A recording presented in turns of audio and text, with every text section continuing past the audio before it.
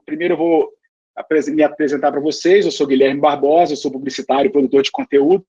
Há um ano eu comecei a montar um projeto de produção de conteúdo que começou como um podcast, depois virou um canal no YouTube. E lá hoje eu apresento a minha jornada de aprendizagem no mundo do marketing, nos negócios e inovação. Sou desses que aposta na aprendizagem ao longo da vida, e a melhor forma que a gente tem de aprender é ensinando. Então eu acabo compilando esses estudos, as minhas buscas, as minhas dores, aquilo que eu estou em cima para atender os meus clientes em consultoria, em mentoria, em estratégia de marketing, inovação, e eu acabo produzindo o resultado dessas pesquisas em conteúdo no meu canal, youtube.com/sem espuma. E por que sem espuma, né? Todo mundo pergunta, né? Porque a minha visão é que a gente precisa subir a régua das discussões. A gente precisa colocar o dedo nas feridas. A gente precisa combater a falta de educação que a gente tem no Brasil para o nosso povo.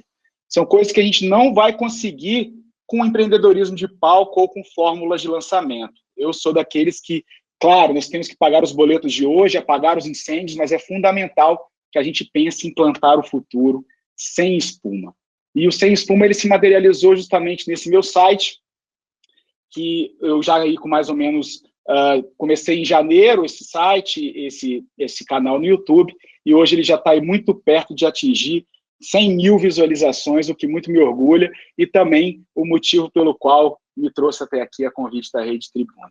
E eu também, como todo mundo, tenho os meus vieses, né? O que me tira o sono está aqui. São as minhas 2 filhas e a minha mulher, que não está aqui nessa foto, mas Roberta Larica, nutricionista, que é um ponto fora da curva, né? Porque as mulheres, o mundo é muito hostil para com as mulheres. Né? Eu tenho aqui a Júlia, de 9, a Sara, de 5 anos, e é esse o mundo que me preocupa e é para elas que eu quero construir. Há quem viva em busca de um propósito. Eu sou daqueles que preferem pensar em deixar um legado.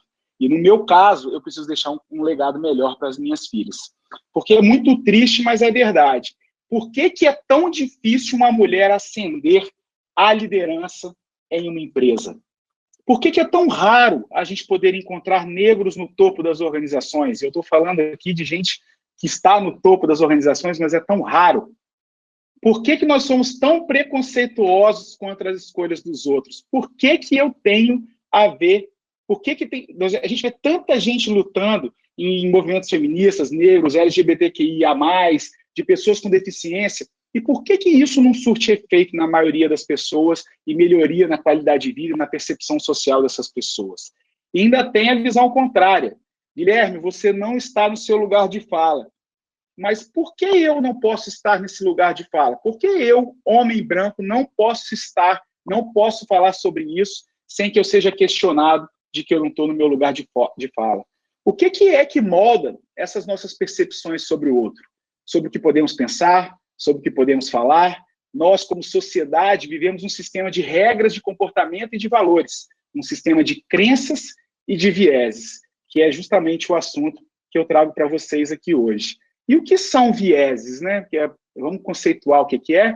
Os vieses, na verdade, é a soma que o nosso cérebro vai fazendo, o nosso cérebro vai armazenando a nossa vida no nosso inconsciente. Todas as nossas experiências que vivemos, desde que nascemos, são acumuladas ao nosso inconsciente, que somadas às nossas crenças, viram os estereótipos e os preconceitos.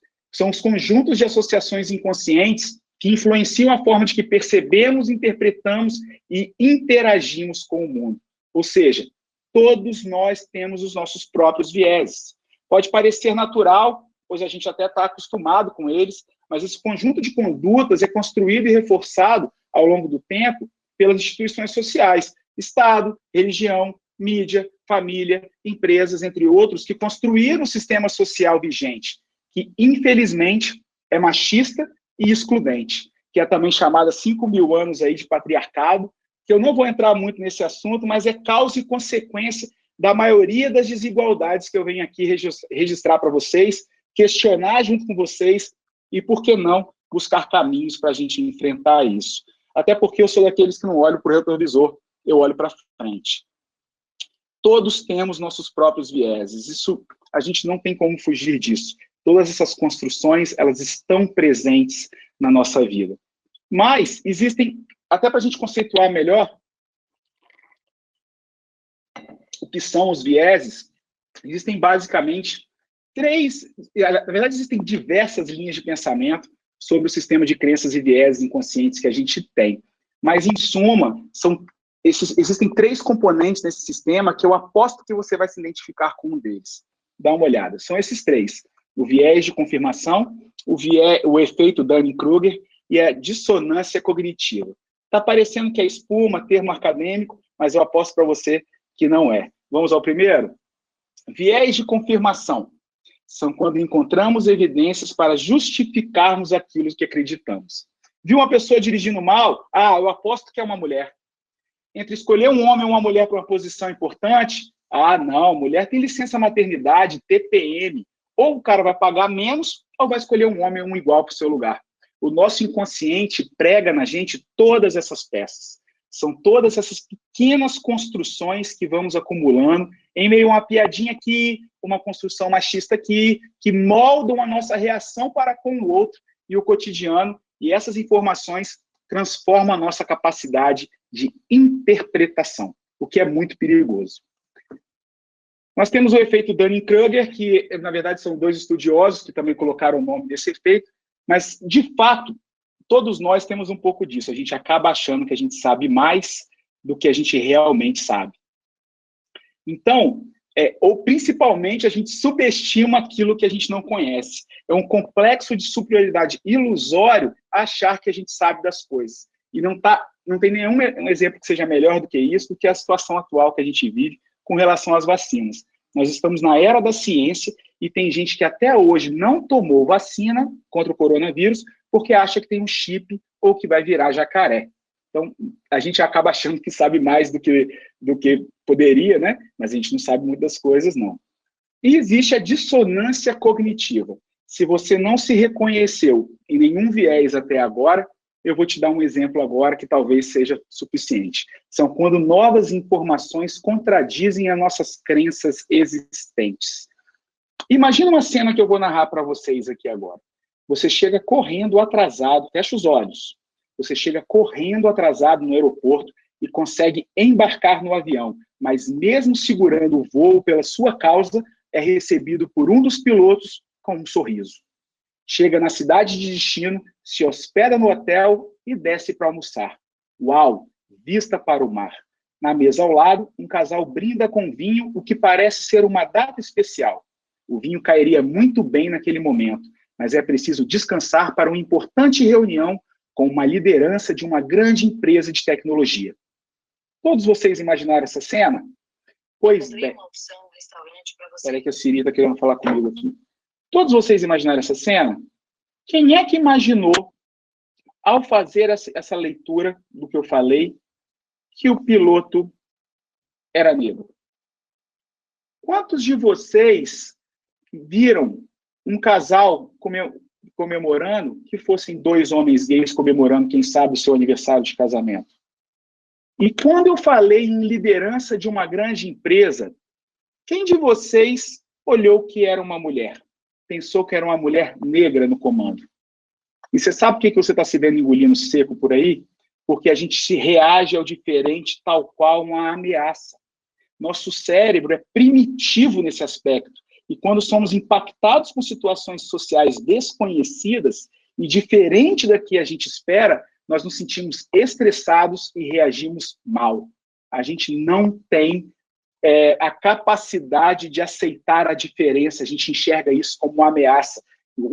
Essa é a coisa mais primitiva que tem no nosso cérebro, desencadeia a mesma cadeia de sobrevivência, de estresse que a gente tem. E aí, pessoal, vocês se identificaram com algum desses componentes? Eu sei que é desconfortável a gente parecer preconceituoso ou intolerante, mas a gente precisa procurar os vieses, porque quando a gente traz o nosso inconsciente para o nosso consciente, é a melhor forma de combatê-los e aceitar melhor o que é diferente para a gente. Mas não é só isso. A escolaridade e a desinformação, claro que nos limita. Então, a gente está sempre limitado à nossa capacidade de educação, ao quanto a gente tem acesso à informação, porque a desinformação infelizmente, limita a nossa visão de mundo. E os vieses, quando chegam na área da inovação, que é o tema dessa palestra, mas eu precisei conceituar para vocês o que são os vieses antes. Para piorar, as novas tecnologias no mundo da inovação está carregada de vieses. E a gente também aqui precisa procurá-los, porque, infelizmente, estamos chamando de evolução um mundo que é construído pelos vieses de uma minoria.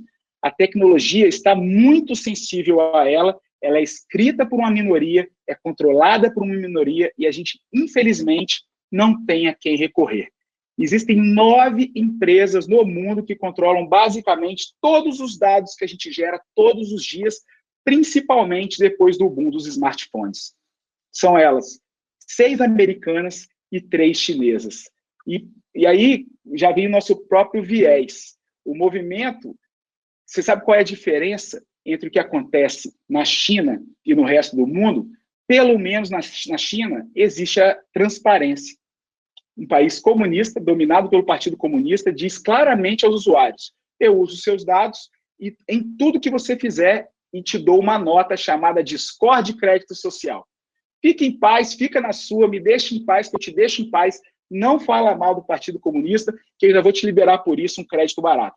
E para aquela sociedade, está tudo bem. Você aumenta o seu score à medida que você se relaciona com pessoas melhores. E se seu score baixar, todas as notas de toda a sua comunidade, de todas as pessoas que você se relaciona, ela diminui também. E não existe forma melhor de controle social. E está aí a grande ameaça que a gente vive no mundo. Não porque a China faz isso, é porque todos os outros estão fazendo isso e a gente não tem ideia de como que as coisas estão acontecendo. Mas é visível que nossas máquinas estão aprendendo a replicar um mundo que a gente gostaria que evoluísse. Os humanos, de uma maneira geral, através da inteligência artificial e do aprendizado de máquina, estão se recriando a sua imagem e semelhança. Porque quando a gente trabalha com matemática, com algoritmos e com aprendizado de máquina, pessoal, são operações matemáticas que, de certa forma, assim como na China, dá uma nota para cada um de nós relativa àquela dor ou problema que matematicamente te faz cair para dentro de um funil. E os humanos, através disso, estão aí, novamente falando, se recriando a partir da sua imagem e semelhança. Quem está à frente do desenvolvimento dessas novas tecnologias tem os seus próprios vieses, e eles são carregados de racismo, carregados de machismo, então, carregados de segregação, e a desigualdade social, infelizmente, está se mecanizando, se robotizando, através dos vieses de uma minoria branca, masculina e escolarizada. Então, não há nada mais perigoso do que isso, porque as pessoas já marginalizadas serão ainda mais marginalizadas se a gente não der um jeito de garantir que a tecnologia que criamos não propague preconceitos e reduza as opções relativas à liberdade ou ao próprio sustento das pessoas. As pessoas têm que ter o direito de ir e vir garantidos. Os sistemas de reconhecimento facial que giram no mundo, eles não têm prerrogativas jurídicas e estão sendo feitos à torta e à direito. Nos países que é permitido, você chega no McDonald's e você compra pelo reconhecimento de face.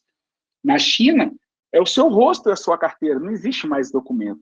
Mas até onde a acurácia dessa inteligência artificial vai, é que é o problema, porque pode causar e ampliar muitas injustiças. Os vieses algorítmicos criam experiências absolutamente excludentes e práticas discriminatórias que, tal qual o preconceito humano, resultam em desigualdade. Quem viu o vídeo que eu fiz no meu canal, no youtube.com.br Sem Espuma, e que me originou essa conversa e expandir esse assunto, viu que eu coloquei logo no início a cena de um dispenser de sabão automático no Facebook. Dentro da sede do Facebook, desenvolveu-se um dispenser automático de sabão, daquele que você coloca a mão debaixo do dispenser e cai o sabão na sua mão. Uma mão branca funcionou perfeitamente. E uma mão negra só conseguiu funcionar depois que ela colocou um papel branco em suas mãos. O exemplo desse dispenser é só um retrato pontual da crueldade que os vieses codificados na inovação podem nos fazer multiplicar um mundo que a gente quer que mude. Quem é que quer chegar num banheiro e não ver a sua mão reconhecida porque você faz parte de uma determinada cor ou etnia, ou sexo, ou opção religiosa? Para você que tem as mãos brancas, talvez não tenha vieses necessários para entender o tamanho dessa violência. Porque é sim uma violência. E violência é tecnologia. É um conjunto de técnicas e sistemas que usamos para solucionar uma demanda, né? Violência não é só tapa ou grito. É também abuso de poder, é interrupção de fala numa reunião, é o descrédito de um trabalho atrelado ao gênero de quem realizou, é aquela piadinha sem graça, é a promoção descabida, é a falta de trato e de acolhimento a questões importantes, é o privilégio, é a impunidade, é a segregação. Violência é um dispenser de sabão automático. E precisamos estar atento a isso, precisamos procurar os vieses. Esse documentário chamado Coded Bias, que estreou talvez há 2 ou 3 meses no Netflix, ele me chamou muito a atenção, ele me impactou demais e deu origem a esse meu estudo. Eu tinha até lido um livro antes chamado Weapons of Math Destruction, que é citado no próprio documentário, chama-se, em português, Armas de Destruição Matemática, né? Uma brincadeira com armas de destruição em massa para armas de destruição matemática. E aí me fez aprofundar um pouco mais nesse assunto, e eu recomendo a todos vocês que assistam no Netflix. Ele se trata de uma história de uma pesquisadora negra do MIT que queria fazer um sistema de reconhecimento facial como uma ferramenta de empoderamento feminino, que a mulher pudesse olhar numa webcam e vestir uma leoa, ou cabelo bonito, ou uma maquiagem que projetava, uma roupa que quisesse, e se deparou com um sistema de reconhecimento que já existia, que não reconhecia o seu próprio rosto, até que ela botasse uma máscara branca. Pessoal, olha o quanto isso é violento. E isso deixa claro o que eu já disse anteriormente. O mundo que caminha para a inteligência artificial e o aprendizado de máquina corre um enorme risco de fazer frear nossa evolução social como seres humanos. E estamos ensinando as máquinas, através de algoritmos, a amplificar o cenário de desigualdade que já existe, em vez de aprimorá-lo, que era o que a gente devia estar fazendo. Os algoritmos estão se tornando cada vez mais difundidos e, infelizmente, a maioria de nós não tem ideia com que frequência eles são usados para coletar os seus dados e até onde eles influenciam nas suas decisões. Eu não sou contra o uso de algoritmos, isso seria totalmente espuma da minha parte.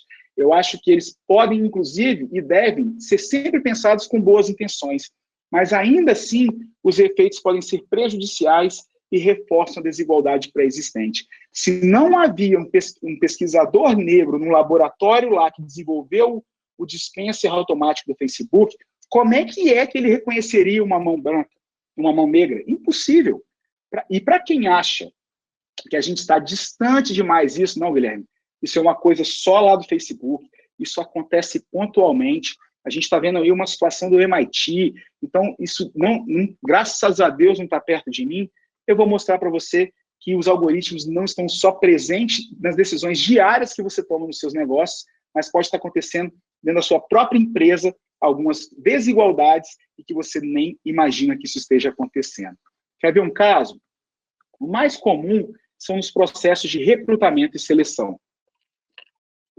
Essa aqui é uma ferramenta que eu confesso que eu também nunca nem usei, mas eu sei que eu tenho clientes e amigos que usam essa ferramenta, e eu não estou aqui para julgar a ferramenta, mas o modelo de como estamos fazendo para contratar pessoas hoje para as nossas empresas. A gente faz análise de currículo, a gente sabe mais ou menos como as coisas estão acontecendo no passado, determinada pessoa com determinado perfil funciona melhor, não quero gente que esteja em idade fértil, motoristas para mim funcionam melhor, homens acima de 45 anos com 10 anos de carteira.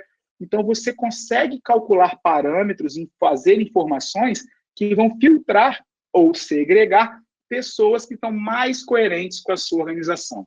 Essa ferramenta, por mais incrível que pareça, ela promete, inclusive, que você vai contratar a pessoa certa, sempre. Então, isso, para mim, me chamou muito a atenção, porque é justamente esse tipo de coisa que fomenta a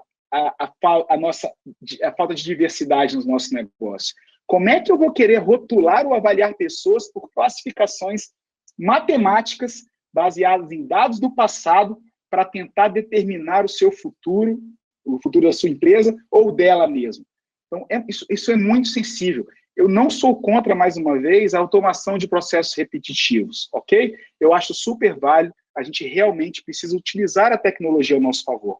mas quem está por trás dessas automações, dessas criações matemáticas, pode estar incluindo nas suas linhas de código seus vieses inconscientes, ou até mesmo nós mesmos, porque quando a gente prefere não ter pessoas diferentes conosco, mas sim aquelas que em algum momento já funcionaram, ou por acaso eu prefiro me relacionar, você está entrando dentro de uma caixa pequena e vai ficar preso dentro dos seus vieses, e para o pior, deixando pessoas como essa de fora sem oportunidade. Muitas das vezes são elas que mais precisariam de emprego, mais dariam sangue pela empresa e por conta de um algoritmo vai ficar refém do interesse das máquinas em tê-lo na sua empresa. E isso é tão antagônico com o mundo da inovação que a gente precisa ver a diversidade como combustível. Mas ainda bem, pessoal, que existe a gente até pertinho, aqui no Espírito Santo, que pensa diferente e enxerga a inovação, enxerga a diversidade como ela deve ser enxergada, como o elemento, como o alimento da inovação. Olha só isso. Nós temos 2 fundos que investiram 250 milhões no Will Bank, um banco que diz sim, um banco da família Piana, de origem capixaba, conheço o pessoal, gente da melhor qualidade, que apostou. E aí estava lá no fim da coluna do Brasil Jornal, lá do Geraldo Samor, bem no fim, talvez a maioria de nós nem chegou nesse ponto, mas para ver lá que trata-se de um CEO pernambucano que morou a vida inteira no Maranhão, os pais moram numa cidade com 5 mil habitantes que tem apenas uma agência bancária. O cara viu da própria diferença, da própria diversidade, uma oportunidade de negócio. Foram trabalhar com pessoas absolutamente desbancarizadas, coisa que talvez a Faria Lima quer passar longe, porque o ticket é muito baixo, mas hoje está aí com diversos cartões espalhados pelo Nordeste para a população negra. E para falar com essa gente, nada melhor do que gente igual a elas. Então, 50% das novas contratações são de pessoas negras, como 40% da força de trabalho já o são. Então, são exemplos, pessoal, de como é que a diversidade, na prática, acontece a partir da diversidade. Porque se a gente não se colocar no lugar do outro, a gente não consegue enxergar essas dores. E não para por aí, não. Vamos às mulheres também. Matéria da Exame Invest, menos de 15 dias atrás. Mulheres na liderança melhoram e muito o desempenho ESG, diz pesquisa. Uma surra, desculpa a expressão, mas uma surra nos homens, entendeu? Quando a liderança feminina já chegou ao nível de conselho, a diferença é surreal. Então, qual é? Não mas assim, pessoal, é preciso dizer que já existem diversas empresas com mulheres no comando e que dão resultado financeiro e assim, contra tudo, contra todos, entendeu? Então, aqui as pesquisadoras mostraram que muitas das vezes as mulheres são colocadas em posição de liderança para não dar conta e o cara falar depois, eu não falei. Então, é muito complicado isso e a grande beleza disso tudo, das mulheres, dos negros, dos gays, das pessoas com deficiência, nesse universo, é porque elas quebram esses muros invisíveis que barram a diversidade. A partir do momento, que é essa frase que está aqui, a partir do momento que a gente se conecta com pessoas diferentes e os nossos vieses inconscientes se tornam conscientes e a gente vê que aquilo é pura espuma do nosso cérebro primitivo, nós ganhamos também com isso. E, com consequência, contamina o ambiente. Porque é o que eu disse, a inovação mora na diversidade. Acontece, pessoal, que não adianta sair por aí contratando negro, mulher, gay, portador de deficiência, só para ficar bem na fotografia de fim de ano da firma, né? Eu venho do mercado publicitário, as pessoas começaram a escolher as fotos dos seus anúncios, não, coloca aí um casal moreno, né, assim, um afrodescendente, né, mas assim, você vai olhar para dentro da empresa, é homem branco e todos acima do peso. A diversidade, pessoal, é apenas um primeiro passo. Eu diria até que é o mais fácil contratar a gente. O desafio é incluir essas pessoas, porque existem aqueles que já entenderam e já se movimentam para aumentar a diversidade de pessoas dentro dos seus ambientes corporativos. Mas essas pessoas estão se sentindo bem? Elas estão se sentindo incluídas? Existe uma frase essa é Verna Myers, ela é vice-presidente de inclusão estratégica do Netflix. Ela fala o seguinte: a diversidade eu convido para a festa, a inclusão eu convido para dançar. Então, olha só a diferença. Não adianta chamar para a festa se não chamar para dançar. A inclusão, ela existe em 3 pilares. Primeiro, a gente precisa todo mundo se sentir incluído, né? Então, a pessoa precisa ter o senso de pertencimento. Ela precisa fazer parte. Depois disso, é a valorização. Não é colocar uma pessoa no projeto apenas para aquele projeto ser diverso. Essa pessoa precisa ser ouvida. Essa pessoa tem que participar, sem interrupção, sem mansplaining, sem deixar com que a peteca caia. Não, gostei muito da sua opinião, mas vai prevalecer a minha. Então, valorização. Nós precisamos valorizar as ideias e as pessoas da nossa equipe. E depois o respeito. Todo mundo quer ser respeitado. E esse é o grande dilema da diferença, que como o nosso cérebro reage de forma primitiva à diferença, nós precisamos estar muito atentos a isso, né? Como é que eu posso me sentir respeitado em um ambiente e ouvir uma piadinha, uma colocação machista, uma piada negra, uma piada homofóbica? Porque se a gente não vai se sentir seguro nela, o nosso cérebro faz essas associações o tempo inteiro. E como é que a gente faz, então, para caminhar com a inclusão dentro dos negócios? Porque, geralmente, nas empresas, como estão se movimentando agora, a gente vai lá e se vê um quadro de exclusão. Aqui, pessoal, preciso dizer para vocês que é 0 viés inconsciente, tá? Aqui está todo mundo no consciente. Eu não quero trabalhar com mulheres, eu não quero gente diferente aqui. Então, está aqui essa barreira de pessoas iguais e os diferentes de frente, e a gente simplesmente ignorando eles. Mas aí a gente passa para fazer essa tentativa de integração. E tem que ter muito cuidado, né? Porque é muito comum nesses ambientes que estão sendo provocados pela diversidade, de ver as pessoas separadas ainda por grupos de iguais, né? Os negros ficam com os negros, os gordos ficam com os gordos, as mulheres ficam com as mulheres, porque como a gente é ser humano, o nosso cérebro nos condiciona a procurar os nossos iguais. A gente encontra segurança com os nossos iguais. Então, o ponto de integração, ele tem que ser muito cuidadoso. A gente precisa criar elementos de integração para que essas pessoas se sintam incluídas, para que a inclusão aconteça, para que todos se sintam em qualquer ambiente que seja, com qualquer membro da equipe, com qualquer pessoa, do CEO a zeladora, ela tem que estar ali no ambiente se sentindo segura e valorizada. Por que você fala sobre esse tema, Guilherme, vieses? Por que isso trouxe para você esse tema? Eu disparei os convites para muita gente nos meus grupos, nas minhas redes, e muita gente veio me indagar antes por que eu adoro falar sobre esse tema. Porque eu não quero um mundo que seja construído à base do Ctrl+C e Ctrl+V. Porque eu acredito que numa sociedade em que os homens são parte determinante do problema, nós também precisamos ser parte da solução. Eu tenho lugar de fala nisso. Eu preciso, como homem branco, levantar questões que não doem em homens e brancos. Nós não precisamos perturbar essa discussão, né? Nós precisamos procurar os nossos vieses.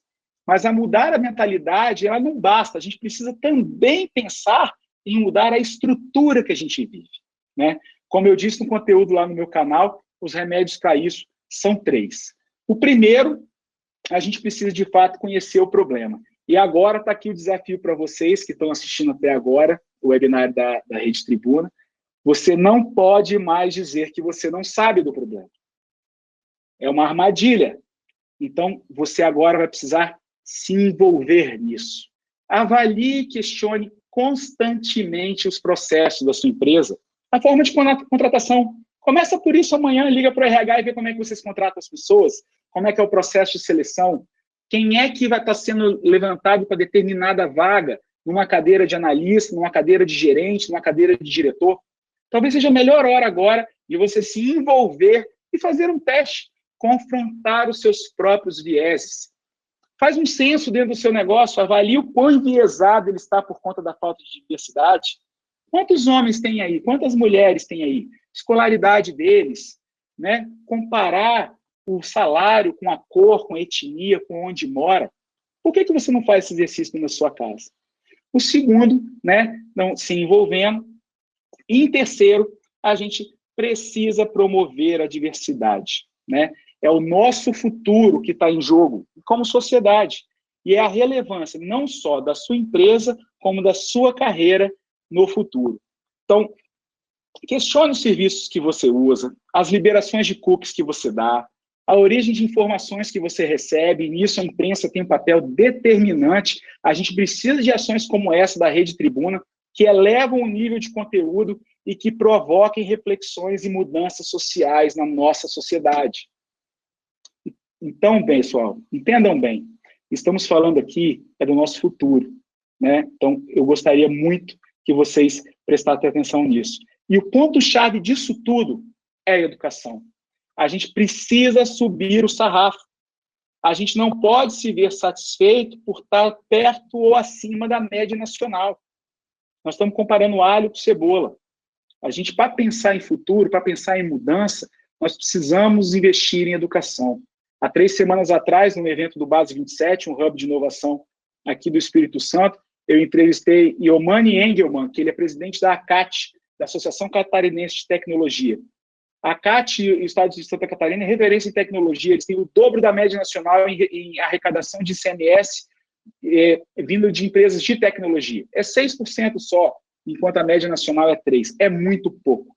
Mas a educação tem um papel determinante para o maior problema que eles encaram. Tem dinheiro, tem boas ideias, mas não tem capital humano. Poderíamos ter existem 2.500 vagas de desenvolvedores de software só em Santa Catarina, a um salário médio de R$ 3.500, que injetariam por ano, só na Grande Florianópolis, mais de 100 milhões de reais. Mas não dá para pegar o menino que acabou de sair do 2º ano da escola pública em meio a tiroteio, numa escola paupérrima, e querer transformar ele, sem saber as operações básicas da matemática ou compreensão de texto, que façam linhas de códigos. Isso que é espuma. Então, a gente precisa promover na sociedade reflexões sobre educação e conhecimento. A gente precisa fomentar e apoiar programas de formação de lideranças diversas e inclusivas. E eu fico muito feliz de saber a quantidade de empresas que está assistindo esse webinar. 170 empresas. Qual é o projeto de formação de lideranças diversas e inclusivas que você ajuda na sua cidade? Nós temos que combater os excessos de uma sociedade tecnológica que vem se replicando, às vezes, sem perceber, em um mundo que a gente quer que mude. E é o futuro das minhas meninas que me tira o sono. Esse aqui que é o meu viés. Então, eu queria agradecer, Rede Tribuna, pelo convite, por ter me dado esse meu lugar de fala, por poder perturbar pessoas como a mim, que tinham ou têm os mesmos vieses, para que a gente possa plantar sementes e fazer pontes e não muros, acolhendo a diversidade, porque ela faz isso para bem para a gente, ela faz isso para bem para a sociedade, e é o remédio para os vieses.